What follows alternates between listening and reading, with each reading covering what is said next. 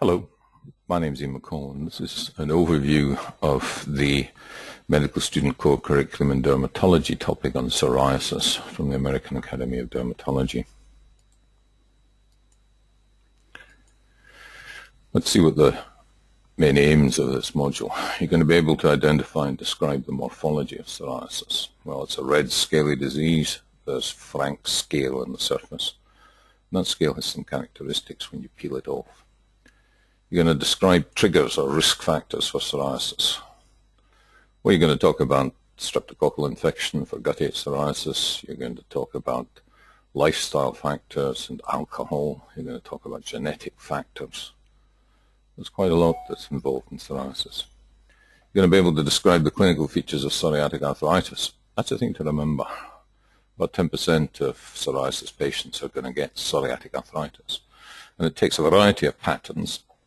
Sometimes it can be as severely disabling as bad rheumatoid arthritis, so always remember that. Oh, and the other little thing early, if you have a lot of nail involvement, that could be a surrogate marker for psoriatic arthritis, so that's an important topic. List the basic principles of treatment for psoriasis. It's a hyperproliferated disease. Skin's growing much faster than normal. 8 to 10 times faster than normal. Discuss the emotional and psychosocial impact. It really does have major emotional and psychosocial aspects to it. You can imagine if either a male or a female with extensive psoriasis, you're leaving scale on the floor, you've got psoriasis involving your scalp and what have you. You can imagine what the effects of that condition are. The only redeeming feature of psoriasis is that it's sun sensitive, so you tend not to get much in the face or other sun exposed areas. So that helps. And then you're going to learn how to determine when to refer a patient with psoriasis to a dermatologist. Well, that really depends on your level of expertise.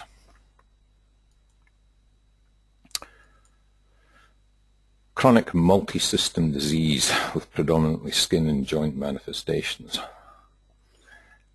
This bit here, it's more than just skin and joint. There are other factors that come into psoriasis as well. The inflammatory factors that are involved in psoriasis, tumor necrosis factor alpha and other cytokines, they can have effects in other parts of the body, and they can have effects on the cardiac system, for instance. And so psoriatics are more at risk of strokes and heart attacks.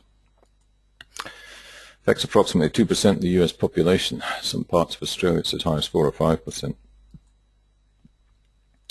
Age of onset. Well, look, it can occur any time. We've said there are a couple of peaks, 20 to 30 and 50 to 60, but honestly, it can occur for the first time in a 1 to 2 year old, or it can occur for the first time in somebody who's 70 or 80. Strong genetic component. That's true. Generally, we used to say if one parent had psoriasis, then there was about a 20% chance that one of the children would get psoriasis. And if both parents have it, there's at least an 80% chance. It appears to be multi-gene, not just one single gene.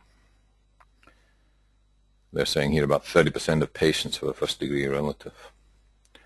That's the other thing. It's like atopic eczema. It waxes and wanes. So, it almost cycles at times. There are certain things like stress and getting run down and certain drugs and alcohol that will make it worse. But it tends to get better at times. So you've got to watch that you're not surmising that the new cream that you happen to have applied is the main thing that's got you better at a particular point in time. What's the morphology of psoriasis? It's red and scaly, and it can occur as plaques. Sometimes they're itchy, and sometimes if you rub and scratch them, you can induce dermatitic features on a psoriatic plaque. So you've got to watch sometimes if you biopsy an itchy psoriatic plaque, and you get a path report back saying, this is a chronic dermatitis. It may not be. You've got the inverse of flexural psoriasis. This is where you get it under the armpits and the groins, around the back passage. And remember there, you're not going to have a lot of scale because it's a moist, occluded surface. You may get scale just at the edges.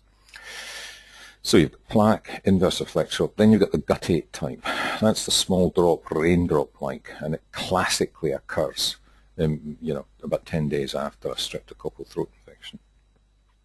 Then you've got erythrodermic psoriasis, where you go red all over and you're putting scale all over the place. That's a really potentially dangerous type of psoriasis, because when you go erythrodermic, your skin blood flow increases dramatically, and sometimes almost your whole cardiac output goes to your skin. So some elderly patients can get into cardiac problems if they get erythrodermic psoriasis. You're also losing a whole lot of scale, so you're losing a lot of protein, and you can have big problems with your temperature regulation. So these sort of patients always have to be managed in hospital. Well, nearly always have to be managed in hospital. Then you've got pustular psoriasis. Now, remember, psoriasis, if you look at the histology of it, there's a fair infiltrate of neutrophils. And these neutrophils are partly responsible with lymphocytes for producing cytokines that have an effect on causing the proliferation of psoriasis. But you can get purely localized pustular variants of psoriasis, particularly palms of the hands and the soles of the feet. And you can get a generalized pustular variant of psoriasis that usually occurs when someone with psoriasis has been given oral steroids. And as they come off the steroids, their previously stable plaque psoriasis goes bang, and all these neutrophils come into the epidermis underneath the stratum corneum, and you get these frank pustules. These are not infected. You do swabs of these, you're not going to grow anything. They're just neutrophils. So plaque, inverse or flexural, guttate, erythrodermic, and pustular morphologies.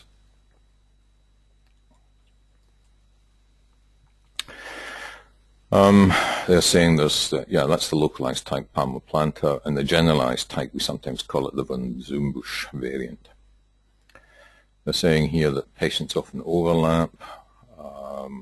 That's in fact true. And different types of psoriasis may require different treatment. Again, that's also true. We'll go into that in some detail. What type of psoriasis? Small plaque or guttate type, flexural. Plaque type psoriasis. What are you going to call that? It also looks plaque type, a lot of scale. Are there any pustules there? Okay, I'd still probably call that plaque type, but quite severe on the soles of the feet. The other little thing here, see these little extensions beyond the outside edge? Well, first of all, see how well defined that edge is. In psoriasis, it often is. See these little bits extending around here? Have a look at these and see if there's any pustules there, because there is. Then it's likely they've got a bit of candida superimposed on that. That's important in your treatment modality. So there's your guttate psoriasis. It usually comes in the trunk, and it comes about 10 days after a strep pharyngitis. Now, it's not a viral, it's a streptococcal pharyngitis, because the strep organism produces something that starts this, it really starts the psoriatic lesions proliferating. There's a close-up of it, that salmon pink color. If you take your fingernail and scrape these, you'll make that scale more apparent. Sometimes called a candle wax scale, but, how many of you know about candles? There's your flexural psoriasis, and they've said note the lack of scale because of the moistness. There it's down the... Now, you might look at that and think, oh, you got a tinea. Usually with tinea, it's going to extend down here, and you're going to get clearing behind it, so you're going to get a prominent edge with scale. When you get it right in flexus like this, it's either intertrigo, just from sweat retention, or sometimes a bit of candida, or psoriasis, flexural psoriasis. So you go looking for evidence of psoriasis elsewhere. There's a little bit of flexural psoriasis under the armpits. You might look at that and think, oh, you've got contact dermatitis too. A deodorant you're applying, but it isn't so, it's not as much so high up in the axilla as that with a contact, and usually it's not as, the edges aren't quite as defined. There's your pustular psoriasis. Look at and these are just leukocytes subcorneally. In the hand, they're sometimes a bit more prominent because your stratum corneum is thicker. There it's there, often triggered by corticosteroid withdrawal. So you've got stable plaque psoriasis. Unfortunately, you've either given the patient intra-joint steroid for psoriatic arthritis, or you're giving them oral steroids. God knows why you give them oral steroids. But if you do, then it's when the steroids are wearing off that suddenly, bang, this pustular psoriasis comes up, and it can be life-threatening. They get systemically ill, they get a very high white count, they're producing lots of cytokines that are causing inflammation elsewhere. And so generally pustular psoriasis patients have to be sent into hospital. They'll probably be given either cyclosporine or methotrexate. It's the quickest way of getting it under control. There's your palmoplantar psoriasis. And I think that is the plaque type, and this is the pustular type. Less scale, smoother, and see these pustules here? With this one, you might expect evidence of psoriasis elsewhere, the plaque type. With this, it may just be palms of the hands and soles of the feet. Now, this can be really disabling. What they mean by that is you get this really thick buildup of scale here, and the keratin dries and cracks, so you can get these cracks going straight down into the dermis.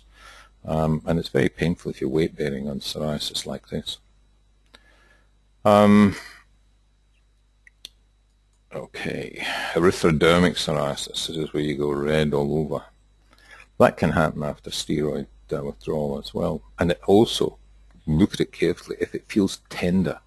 You know, any psoriasis that goes red like this and feels tender, look at it carefully. See if you can see any signs of little pustules. Because if you can, they're about to get good-going pustular psoriasis.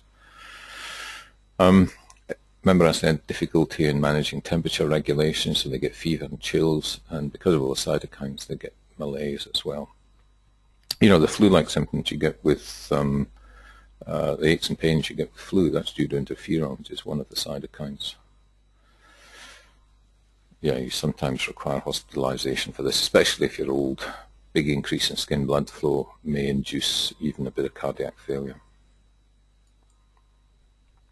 There's someone with really thick plaque psoriasis, you know, a real thick buildup of scale. There was a name, I think we used to call it rupioid, R-U-P-I-O-D, rupioid psoriasis, when they got, psoriasis with thick scale.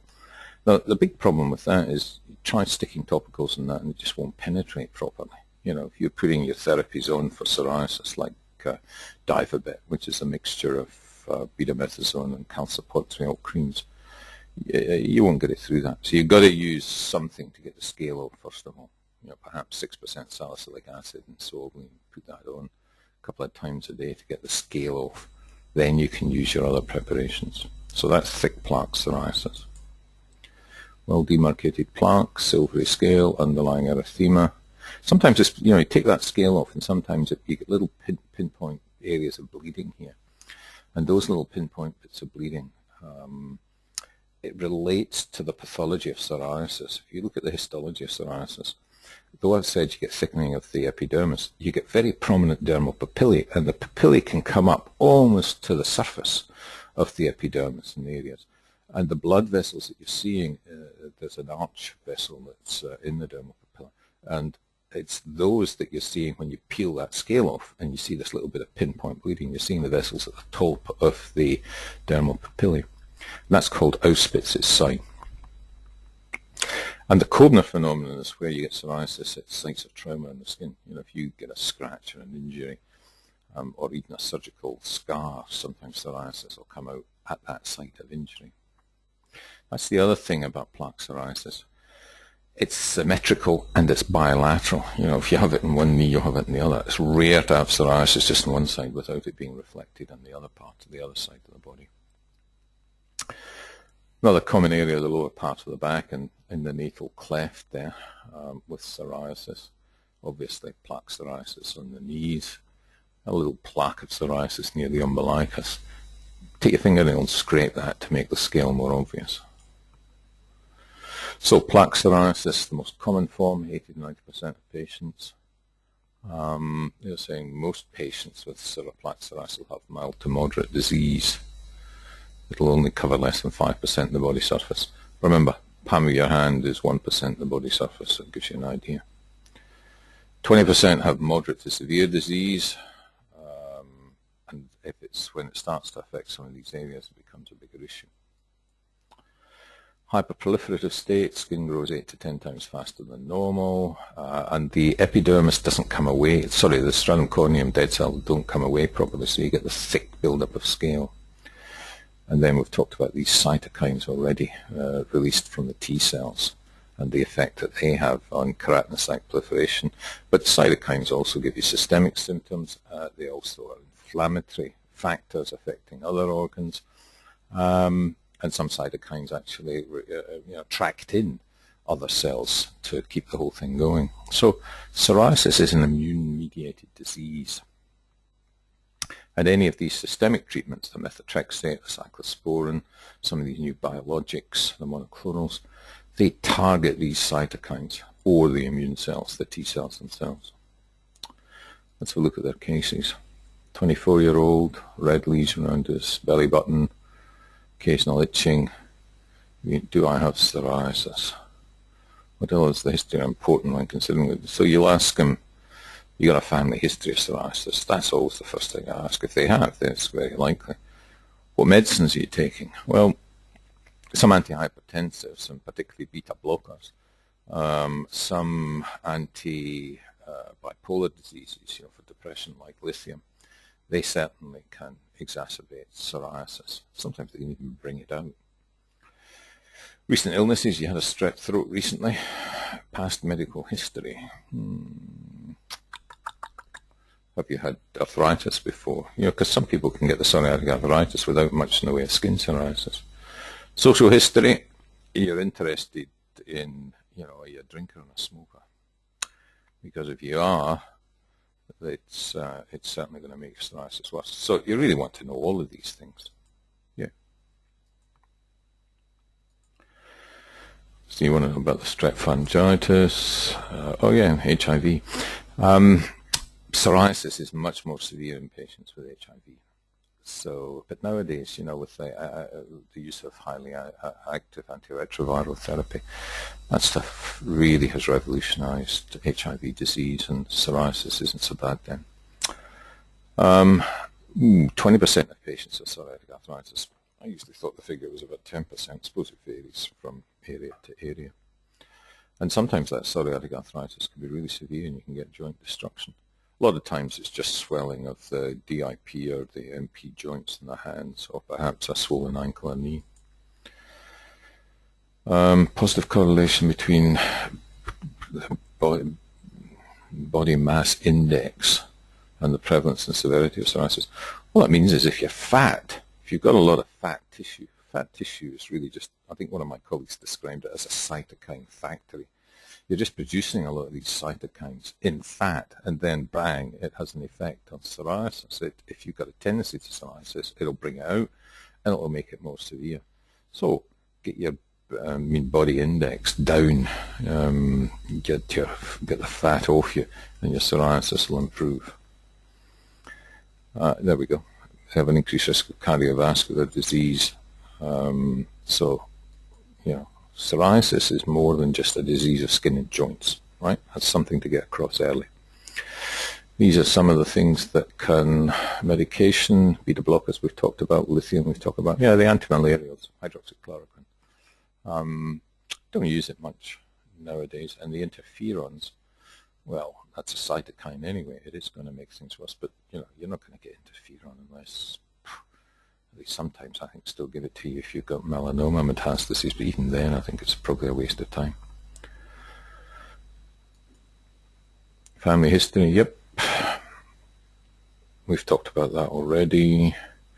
They're saying 2/3 of patients don't have a family history of psoriasis, so a negative family history does not rule that out. Well, that's true.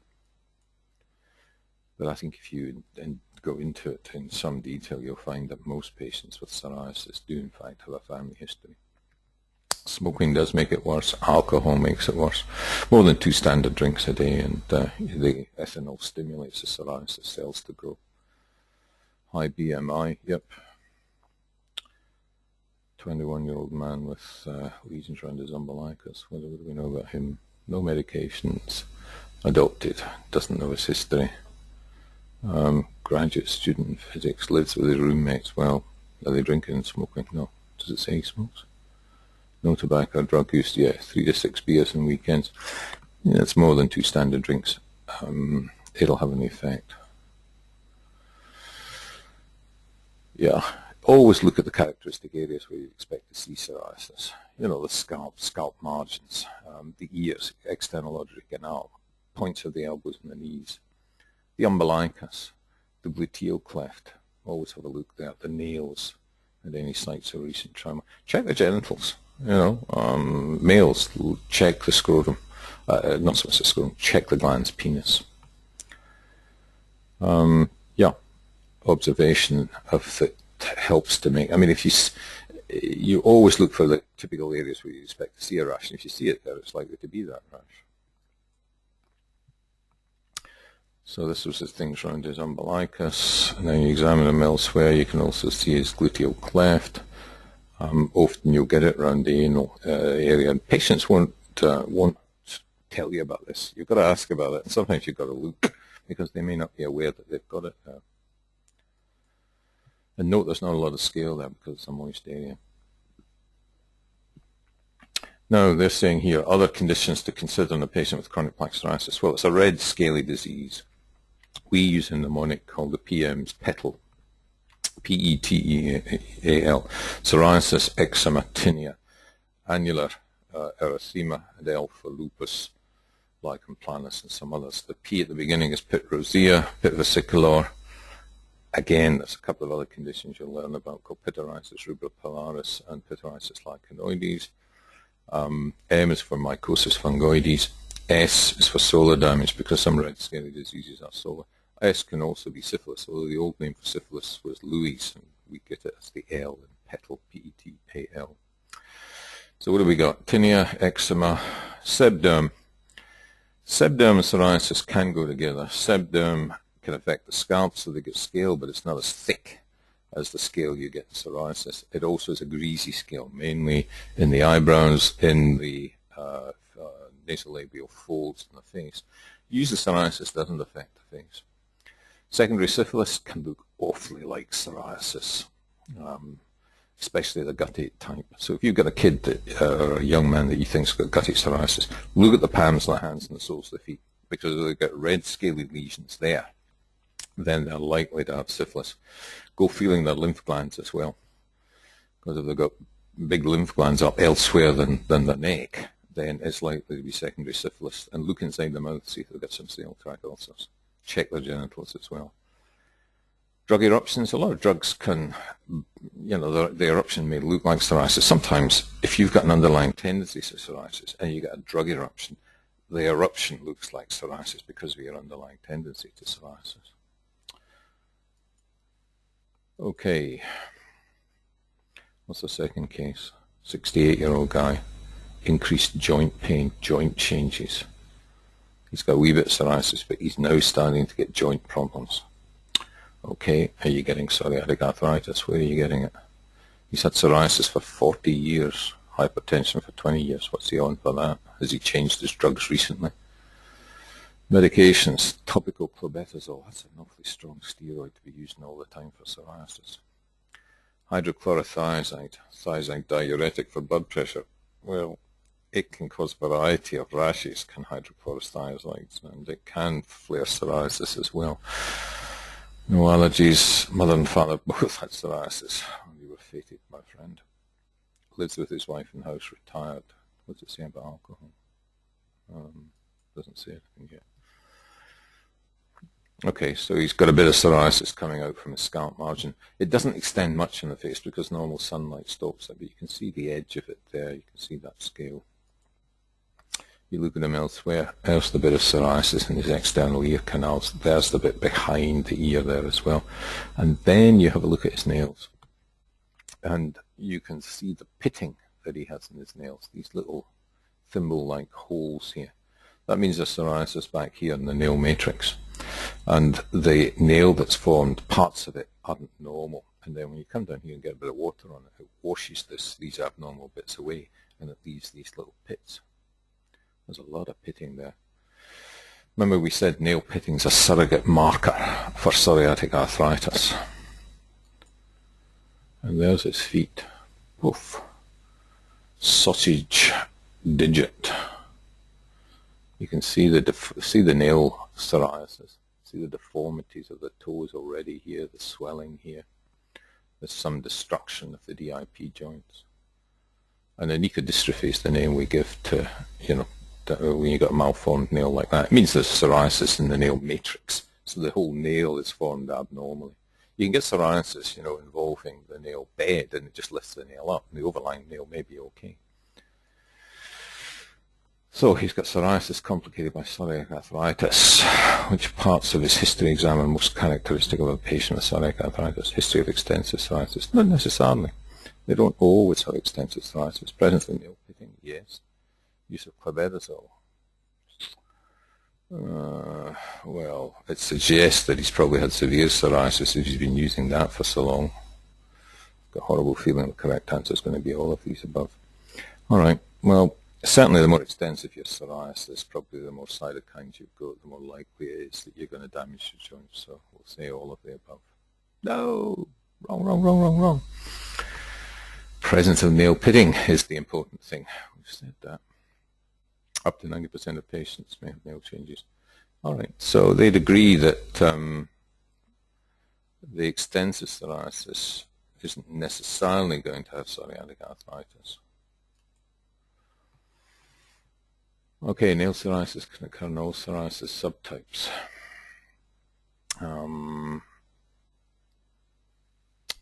Fingernails in 50% of psoriatic arthritis, toenails in 35%.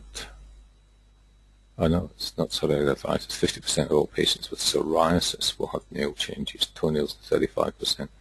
These are some of the changes. Pitting, which we talked about, and ecolysis, which is separation of the nail plate from the nail bed. They're not showing that there.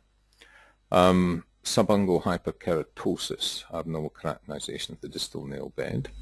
You get that here, and with it being lifted up, or else you get this business here, tracheonychia, rough nails as if scraped with sandpaper.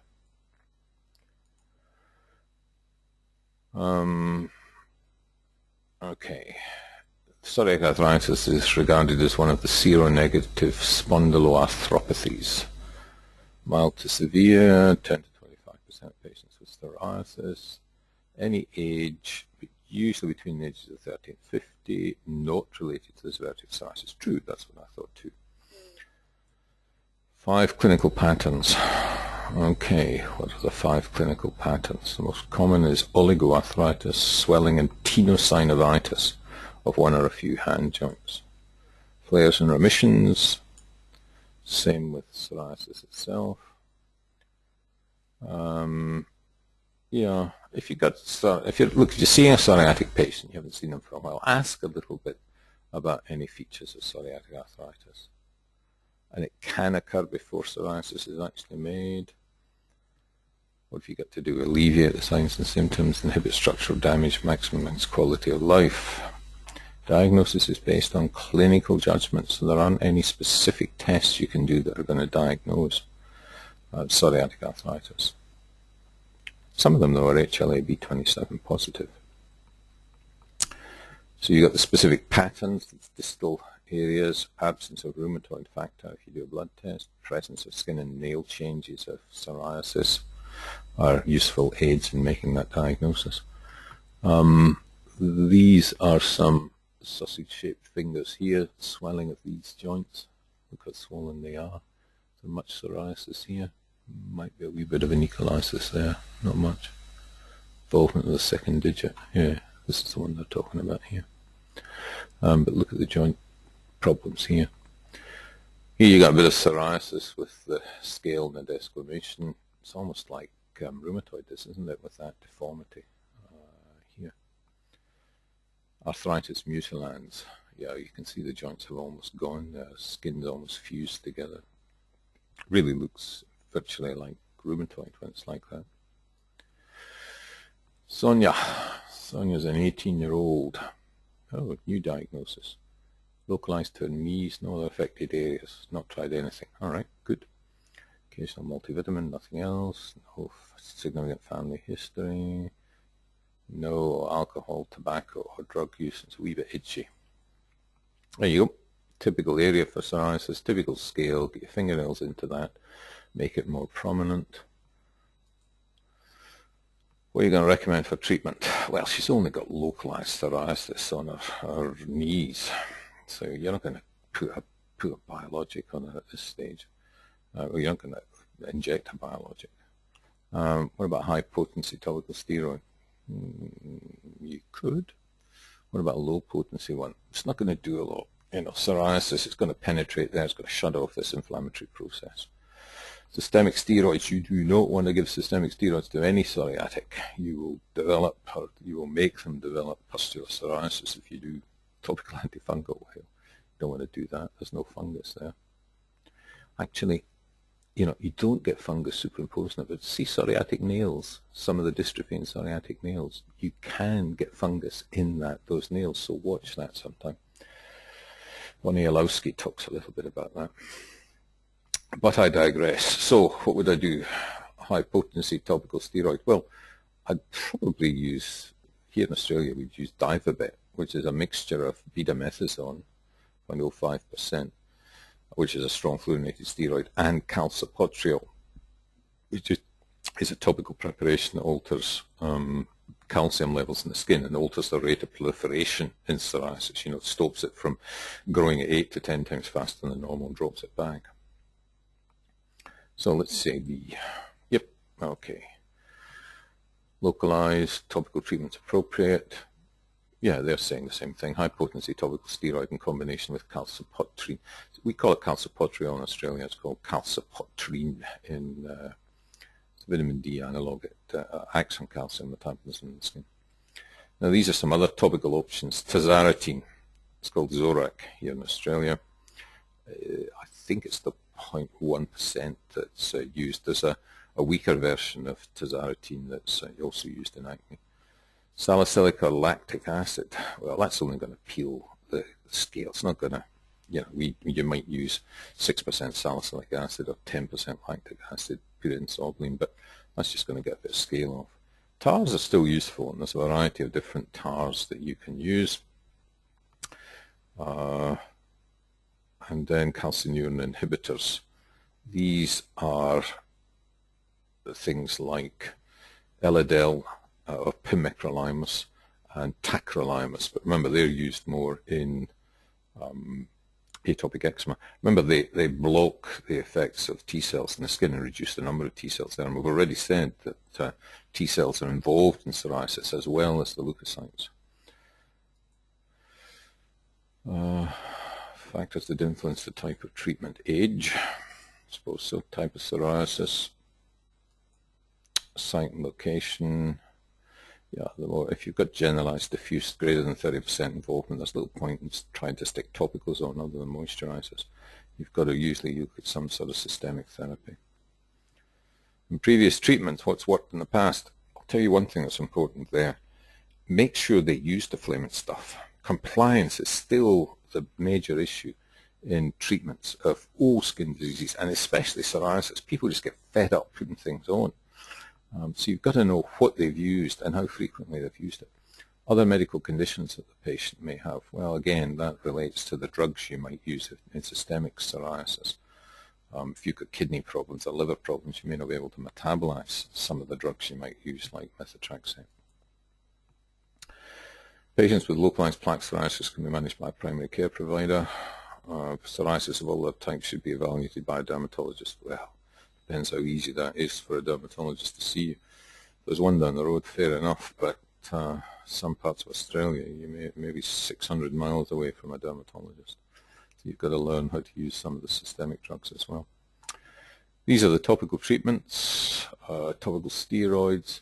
You know, remember, skin atrophy isn't a big issue, even though you're using a strong topical steroid, because the skin's growing 6 to 10 times faster than normal. So you're not going to get atrophy in those circumstances. Stria you're only going to get if you stick it in strong steroids in flexures, you know, under the breasts, in the armpits or groin. Calcipotriene, useful, can irritate the skin a little bit, so you've got to watch some flexures. A little bit of photosensitivity, not a lot. Tazarotene we've talked about. Irritates a bit, so it's best when used with a topical steroid to just deal with that irritation. Wee bit of photosensitivity. These are keratolytic agents. Yep. Again, if you put some of this all over, greater than 20% of the body surface area, then you might absorb the salicylic acid and get salicylism, where you get, it's like taking too much aspirin. You get ringing in your ears and a variety of other things. Coal tar, yeah, again, it used to be the baseline therapy for psoriasis, dithranol, for instance, or LPC, liquor picus carbonis, anything between 4 and 10%. Pudin would be used in psoriasis, but it irritates, smells a bit. I love the smell of tar, but then all dermatologists do, and dithranol can stain things. And then the tacrolimus and pimecrolimus can be used for facial and intertriginous psoriasis, but the tacrolimus will cause a bit of skin burning. Use topical steroids with occlusion. Certainly, remember that foot that they showed earlier with that thick scale there? Certainly want to use that under a steroid under occlusion there. The Sarin lap, we call it gland wrap here, that gives you better occlusion than any of these other things. What would be appropriate treatment for this patient? Well, it's small plaque psoriasis. Some of the small plaques have joined up to form larger plaques. Might be gutty psoriasis, that. What are they saying? Topical steroid and UV light. Yeah, that would be reasonable if I thought it was gutty psoriasis. There, you wouldn't want to use systemic steroids. We've said, so that rules that out.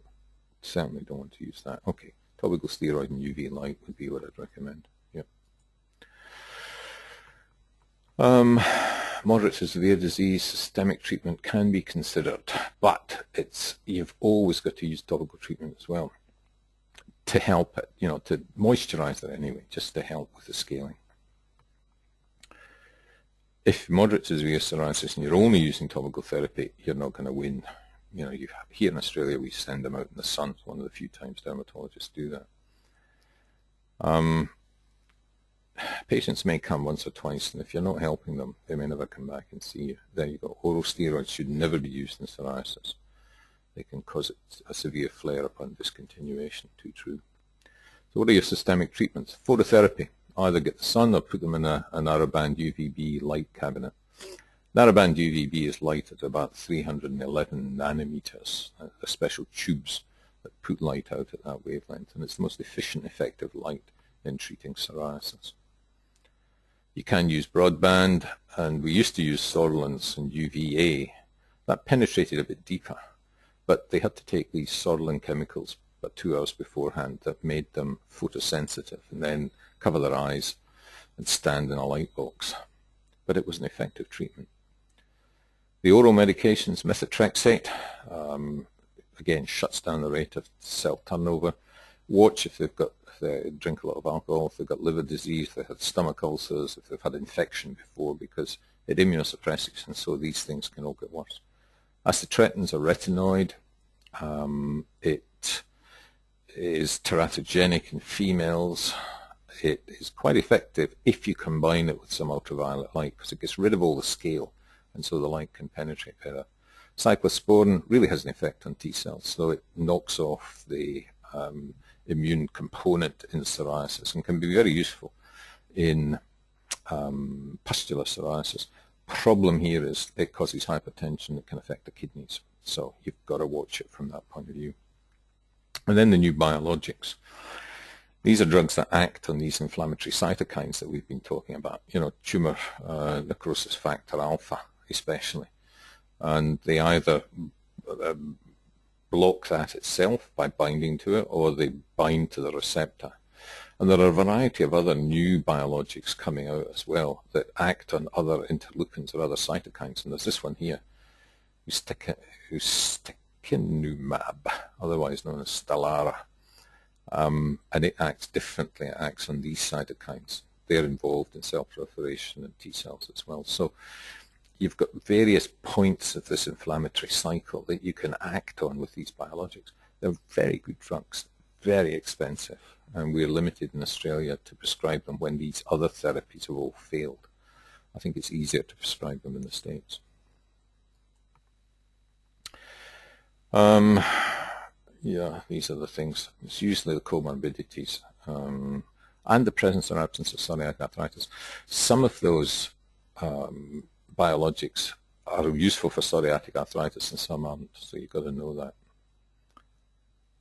Yeah, you're not, if you're in general practice, don't prescribe methotrexate or the like without getting a consultation with a dermatologist. But if the dermatologist is miles away, then methotrexate is probably the safest of the systemic therapies that you can prescribe.